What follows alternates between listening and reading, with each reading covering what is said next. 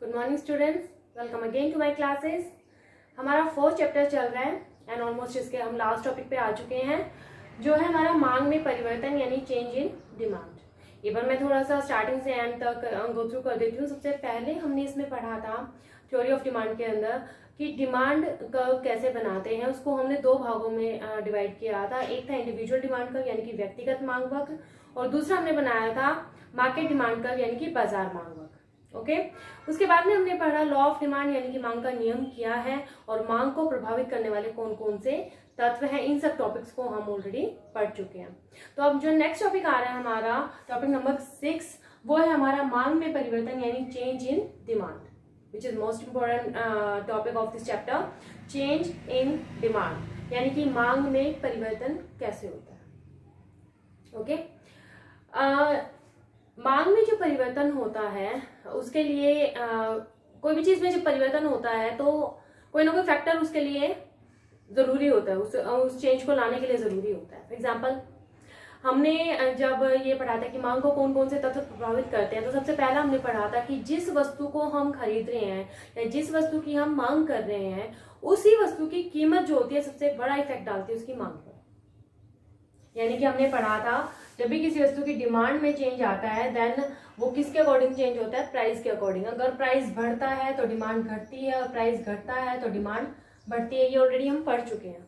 तो एक फैक्टर तो हो गया प्राइस, लेकिन इसके अलावा अदर जो फैक्टर्स हैं उनकी कैटेगरी बन जाती है। यानी अगर प्राइस एक्टिवेट रहता है तो बाकी के सेम बने रहेंगे, अगर बाकी लोग एक्टिव होते हैं तो प्राइस सेम बना रहेगा। तो इन दोनों में से एक चीज चेंज होगी, या तो प्राइस बाकी चीजें सेम या प्राइस सेम और बाकी चीजें चेंज। तो इन दोनों की वजह से मांग में क्या आता है, परिवर्तन आता है, जिसको हम डिटेल में पढ़ेंगे। ठीक है, तो सबसे पहले मांग में जो परिवर्तन होता है इसको हम दो भागों में डिवाइड करते हैं। पहला भाग आता है इसका चेंज इन डिमांड में मांग में विस्तार व संकुचन। मांग में विस्तार व संकुचन। ठीक है, विस्तार का मतलब होता है डेफिनेटली मांग का बढ़ना और संकुचन का मतलब होता है मांग का घटना। ठीक है, और दूसरा पोर्शन हम इसके अंदर करेंगे क्या, मांग में वृद्धि तथा मांग में कमी। ओके इसका मतलब भी वही है, मांग का बढ़ना मांग में वृद्धि और मांग का कम हो जाना मांग में कमी। तो इन चारों को हम अब with table and with diagram हम इसको पढ़ेंगे। ठीक है, तो मैं अभी फिलहाल शुरू कर रही हूं मांग में विस्तार और संकुचन।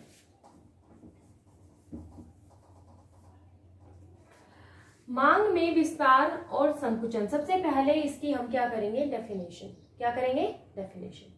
मैंने भी आपको बताया था कि मांग में परिवर्तन दो वजह से हो सकता है, या तो कीमत में परिवर्तन हो बाकी चीजें सेम रहे, या बाकी चीजों में परिवर्तन हो, अन्य तत्वों में परिवर्तन हो, कीमत सेम रहे। तो जब विस्तार और संकुचन की बात हम करते हैं तो हम क्या मान के चलते हैं इसके अंदर कि अन्य बातें समान रहने पर, अन्य बातें समान रहने पर, ठीक है, तो चेंज किस में होगा, कीमत में। इस टैगलाइन को इसके साथ जरूर अटैच करेंगे। क्या है, अन्य बातें समान रहने पर पहली लाइन, कीमत में जब कमी होती है और मांग बढ़ जाती है, कीमत में कमी होती है और मांग बढ़ जाती है। पहला हम कर रहे हैं मांग का विस्तार, तो कीमत में कमी होने पर जब डिमांड बढ़ जाती है, प्राइस में कमी होने पर जब डिमांड बढ़ जाती है तो इसे क्या कहते हैं, मांग का विस्तार। मांग का विस्तार, समझ आया। कीमत के कम होने पर, मैं इसको टेबल के थ्रू बताऊं, जब हमारी प्राइस कम हो गई, मान लीजिए 5 से घटकर 1 हो गई, लेकिन डिमांड क्या हुई अकॉर्डिंगली 1 से बढ़कर 5 हो गई, कीमत कम हो रही है, डिमांड बढ़ रही है, लॉ ऑफ डिमांड चल रहा है ना हमारा। हमें डिमांड को बढ़ता हुआ क्यों दिखाना है, क्योंकि हम विस्तार की बात कर रहे हैं। ठीक है, और कब डिमांड बढ़ेगी, जब कीमत कम होगी। तो हमने क्या किया, डिमांड को बढ़ते हुए दिखाया, कीमत को कम होते हुए दिखाया। आया समझ में। एक बार फिर से मैं बताती हूँ। हम कर रहे हैं मांग में परिवर्तन। ठीक है, मांग में परिवर्तन 4 तरीके का होता है, मांग का विस्तार, मांग का संकुचन, मांग में वृद्धि और मांग में कमी। ठीक है, तो सबसे पहला पॉइंट हम कर रहे हैं मांग का विस्तार। विस्तार के टाइम पे हम क्या मानते हैं, मांग का विस्तार, विस्तार यानी बढ़ना। मांग कब बढ़ेगी, जब कीमत कम होगी। ठीक है, तो हम इसमें मानते हैं कि अन्य बातें समान रहने पर जब कीमत में कमी होती है तो मांग बढ़ जाती है, जिसे हम क्या कहते हैं, मांग का विस्तार। कीमत को हम कम होता दिखा देंगे, मांग को हम बढ़ता हुआ दिखा देंगे। ठीक है, और इसको जब हम टेबल में डायग्राम में कन्वर्ट करेंगे इस टेबल को, तो क्या बन जाएगा, ओ एक्स एंड ओ वाई। यहाँ पर हमारी वही क्वांटिटी है, डिमांड, यहाँ पर हमारा प्राइस। ठीक है, 1 और 5 है ना मिनिमम मैक्सिमम, तो क्या करेंगे बेटा, 1 2 3 4 और 5 प्राइस तक ले गए। क्वांटिटी भी कितनी है, 1 और 5, 1 2 3 4 और 5। समझ आया यहाँ तक। अब हमारा वही पुराना वाला फॉर्मूला, P 5 है, डिमांड 1 है, तो प्राइस हो गया 5 और डिमांड हो गई 1, पॉइंट आ गया A। आगे समझ में। फिर हमारी कीमत है 1 और डिमांड है 5, कीमत है 1 और डिमांड है 5, ये आ गया पॉइंट B। आया बेटा समझ में। अब हम पॉइंट A से पॉइंट B पर जब आते हैं तो एक कर्व बन जाता है जो हमारा DD डिमांड कर्व है, और इसके पॉइंट A से B पर आना क्या कहलाता है, मांग का विस्तार। इसको ये मत सोचना कि ये एरो नीचे की तरफ आ रहा है तो कमी हो रही, नहीं, हम 1 डिमांड से 5 डिमांड पर बढ़ रहे हैं, इसको हम दिखा रहे हैं। आया समझ में। एक 4 नंबर में अलग से भी ये क्वेश्चन आ सकता है कि मांग का विस्तार क्या होता है, तालिका और रेखा चित्र द्वारा व्याख्या कीजिए। तो मांग का विस्तार क्या होता है, मांग का विस्तार कहता है अन्य बातें समान रहने पर जब कीमत में कमी होती है तो मांग बढ़ जाती है, जिसे हम मांग का विस्तार कहते हैं। क्यों, क्योंकि हमने अन्य बातों को समान माना है। ठीक है, विस्तार में भी समान मानेंगे, संकुचन में भी। ठीक है, अब हम आते हैं दूसरे पॉइंट की तरफ, संकुचन, मांग का संकुचन। ठीक है, इसमें भी हम सबसे पहले इसकी डेफिनेशन सीखेंगे। पहली चीज सेम रहेगी, क्या कहेंगे, अन्य बातें समान रहने पर। ठीक है, जब भी विस्तार और संकुचन करेंगे पहली टैगलाइन क्या आएगी, अन्य बातें समान रहने पर कीमत। अब देखो मांग का क्या करना है हमने, संकुचन, मांग को घटाना है, तो कीमत क्या होगी, बढ़ेगी। कीमत के बढ़ने पर अगर मांग कम हो जाती है, कीमत के बढ़ने पर अगर मांग कम हो जाती है तो इसे हम क्या कहते हैं, मांग का संकुचन। क्लियर है। कीमत के बढ़ने पर मांग कम हो जाती है तो उसे कहेंगे मांग का संकुचन। इसमें भी एक एरो आएगा, यानी हम एक ही कर्व के एक पॉइंट से दूसरे पॉइंट पर जाएंगे। पहले हम टेबल बनाते हैं, आप खुद से बनाइए। कह रहे हैं कीमत बढ़ेगी मांग घटेगी, तो मांग का संकुचन होगा। ठीक है, कीमत को बढ़ाएं 1 से 5, मांग को घटाएं 5 से 1, कीमत बढ़ गई मांग घट गई, तो क्या बन गया, मांग का संकुचन। सेम हम डायग्राम बनाएंगे बिल्कुल उसी तरीके से, ओ एक्स एंड ओ वाई। यहाँ पर हमारा प्राइस, यहाँ पर हमारी क्वांटिटी, वही हम 1 2 3 4 और 5 लेंगे। सेम 1 2 3 4 और 5 लेंगे। फर्स्ट पॉइंट है प्राइस है 1 और डिमांड है 5, प्राइस है 1 और डिमांड है 5, ये आ गया पॉइंट ए। क्लियर है, पॉइंट ए। सेकेंड कॉम्बिनेशन क्या है, प्राइस है 5 और डिमांड है 1, प्राइस है 5 और डिमांड है 1, पॉइंट आ गया बी। जब इन दोनों पॉइंट्स को मिलाते हैं तो अगेन हमारा जो डी डी कर्व है ऊपर से नीचे की ओर गिरता हुआ होता है। फिर से हम इसके पॉइंट ए से पॉइंट बी पे एरो दिखाएंगे, एरो वहां पर दिखाएंगे जहां पर ये पॉइंट खत्म हो रहा है, यानी बी पर। ये क्या कहलाएगा, संकुचन। ये क्या कहला रहा है बेटा, संकुचन। 4 नंबर का अलग से ये क्वेश्चन भी आ सकता है कि मांग का संकुचन क्या होता है, तालिका और रेखा चित्र द्वारा व्याख्या कीजिए। तो संकुचन क्या होता है, अन्य बातें समान रहने पर कीमत के बढ़ने पर जब मांग घट जाती है तो उसे मांग का संकुचन कहते हैं। जैसे कीमत बढ़ती हुई दिखा देंगे 1-5 और डिमांड घटती हुई दिखा देंगे 5-1, और उसको हम डायग्राम में कन्वर्ट करके एरो के द्वारा हम संकुचन को दिखा देंगे। तो ये पूरा हमारा एक 8 नंबर का क्वेश्चन हो चुका है। ठीक है, इसको अच्छे से अपनी रफ कॉपी में बनाकर देखना, और जहां पर समझ में नहीं आया मुझे कमेंट करके जरूर पूछ लेना। ठीक है, अभी मैं करने वाली हूँ मांग में वृद्धि और मांग में कमी इसी लेक्चर में, बिकॉज ये इसी से ही कनेक्टेड है। ओके बेटा, तो इसको आप अच्छे से करेंगे। मांग में विस्तार जब मांग बढ़े, मांग का संकुचन जब मांग घटे कीमत के हिसाब से। और अन्य बातें क्या रहेंगी, समान। अब इसी में ही मैं दिखाने वाली हूँ आपको मांग में वृद्धि और मांग में कमी। जो मैंने आपको सेकंड जो पॉइंट बताया था उसको हम करेंगे अब इसके अंदर। मैं इसको इरेज कर रही हूँ।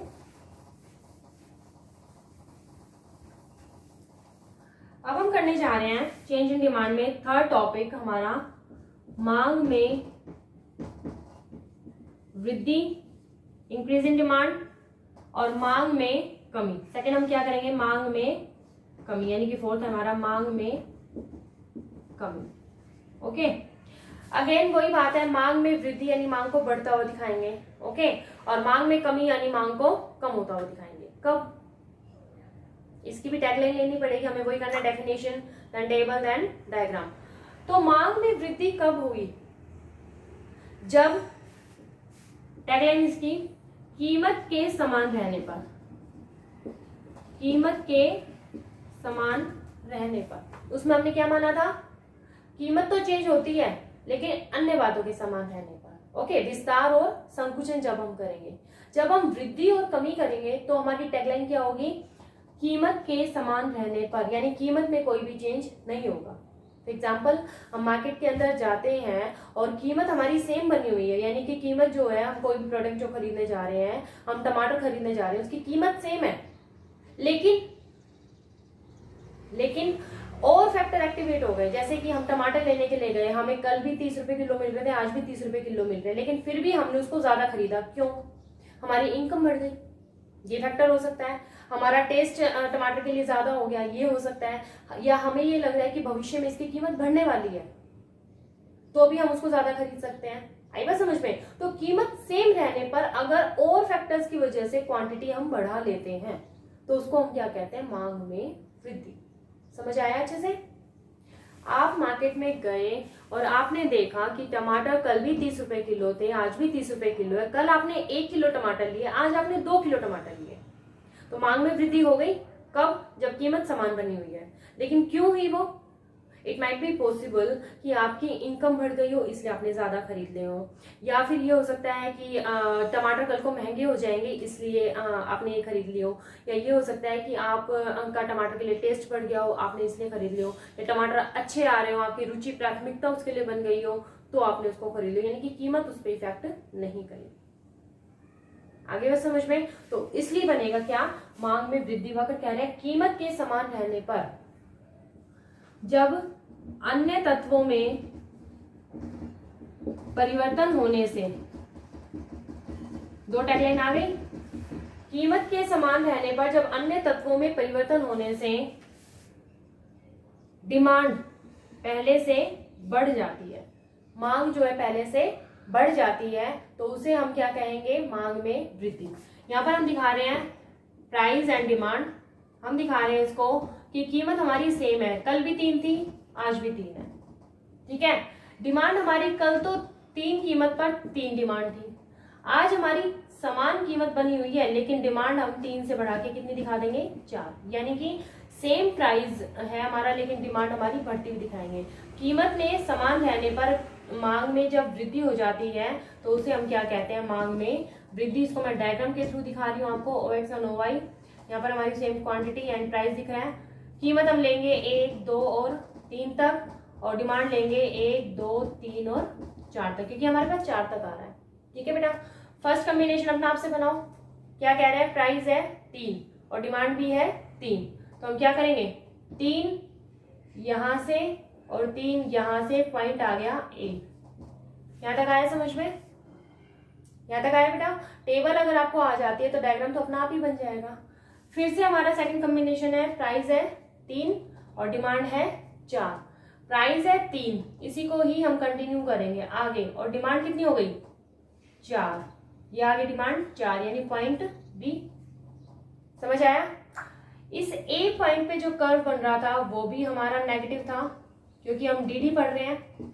इस बी पर जब हम कर्व बनाएंगे तो ये हमारा नया कर्व है D1 जिसको हम डॉटेड दिखाएंगे। हम क्या दिखा रहे हैं, हम पॉइंट ए से बी की तरफ गए, यानी एरो कहाँ चला गया, डी से D1 की तरफ। और ये जो एरो है, ये जो गैप है, ये किसको दिखा रहा है, मांग में वृद्धि को। मांग बढ़ गई ना। और मैंने आपको बता रखा है जब भी कोई कर्व बढ़ता है तो वो कहाँ चला जाता है, राइट हैंड साइड। कहाँ चला जाता है, राइट हैंड साइड, यानी हम पहले डी पर थे और हम राइट हैंड साइड कहाँ चले गए, D1 पर, डी से हम कहाँ चले गए, D1 पर। क्लियर हो गया अच्छे से। और सेम इसका ऑपोजिट ही हम क्या कर देंगे, मांग में कमी। मांग में कमी में भी हम वही बात मानेंगे, कीमत के समान रहने पर। पहली टैगलाइन क्या है, कीमत के समान रहने पर जब अन्य तत्वों में परिवर्तन आता है, जब अन्य तत्वों में परिवर्तन आता है और डिमांड उसकी वजह से कम हो जाती है, मांग जो होती है कमी हो जाती है उसके अंदर, तो उसको हम क्या कहेंगे, मांग का कमी, यानी मांग की कमी। क्या कहेंगे, प्राइस हमारा सेम है, हम कह रहे हैं कीमत के समान रहने पर, प्राइस सेम है, ठीक है, कीमत के समान रहने पर डिमांड पहले से कम हो जाए। पहले डिमांड थी हमारी तीन थी ना, इसमें हमें बढ़ता हुआ दिखाया था, इसमें हम क्या कर देंगे, घटता हुआ दिखा देंगे। कीमत के समान बने रहने पर अगर डिमांड पहले से कम हो जाती है तो उसे हम क्या कहते हैं, मांग में कमी। और ऐसे में भी हमारा एक डी वक्र बनेगा, एक D1, लेकिन हम लेफ्ट हैंड साइड शिफ्ट हो जाएंगे। क्यों, क्योंकि एक कमी हो रही है। हमने साधनों के टाइम पे पढ़ा था इस चीज को, जब भी इकोनॉमिक्स में आप किसी चीज की वृद्धि दिखाते हो तो हमेशा कर्व जो है राइट हैंड साइड शिफ्ट होगा, जब भी उसकी कमी दिखाएंगे तो जो कर्व है वो लेफ्ट हैंड साइड शिफ्ट होगा। ठीक है, तो हम यहाँ पर कर रहे हैं हमारा सेम चीजें, वही हमारा डायग्राम है OX एंड OY। यहाँ पर हम ले रहे हैं प्राइस, यहाँ पर ले रहे हैं क्वांटिटी। प्राइस हमारा 3 तक जा रहा है तो हम यहाँ पर 1 2 3 ले लेंगे, और क्वांटिटी भी हमारी 3 तक जा रही है तो हम इसको 3 ले लेंगे। फर्स्ट पॉइंट पे एक कॉम्बिनेशन कहता है प्राइस 3 है तो डिमांड भी 3 है, प्राइस 3 होने पर डिमांड भी 3 है। ठीक है, तो ये कॉम्बिनेशन हो गया A। सेकंड कॉम्बिनेशन में कह रहे हैं प्राइस 3 है लेकिन डिमांड कितनी हो गई, 2। प्राइस 3 है लेकिन डिमांड हो गई 2, तो ये कॉम्बिनेशन आ गया B। ओके, अब A पर भी हम, अच्छा इसको सीधा मत दिखाना, यानी कि पॉजिटिव नहीं दिखाना है, क्योंकि हम डिमांड कर्व कर रहे हैं, इसलिए हमेशा ये कैसा बनेगा, नेगेटिव। DD डिमांड कर्व, और इसके पॉइंट B पर हम बना देंगे D2 क्योंकि D1 हमारा वहां हो चुका है। ठीक है, D2 हम कहाँ आ गए, एरो करके दिखा देंगे लेफ्ट हैंड साइड। DD से हम कहाँ आ गए, लेफ्ट हैंड साइड, यानी हमारी जो क्वांटिटी है वो कम आके कहाँ गई, लेफ्ट हैंड साइड। यहाँ पर हम क्वांटिटी को बढ़ता हुआ दिखा रहे थे। आया समझ में अच्छे से? एक बार मैं फिर से रिवाइज कर रही हूँ आज के पूरे टॉपिक को। हमने आज किया है चेंज इन डिमांड, यानी मांग में परिवर्तन कब होता है, 2 वजह से, या तो सिर्फ कीमत में परिवर्तन हो बाकी फैक्टर सेम रहे, या कीमत सेम रहे बाकी फैक्टर्स में चेंज हो। जब कीमत में परिवर्तन होता है और अन्य बातें समान रहती हैं तब तो बनेगा मांग में विस्तार और मांग का संकुचन।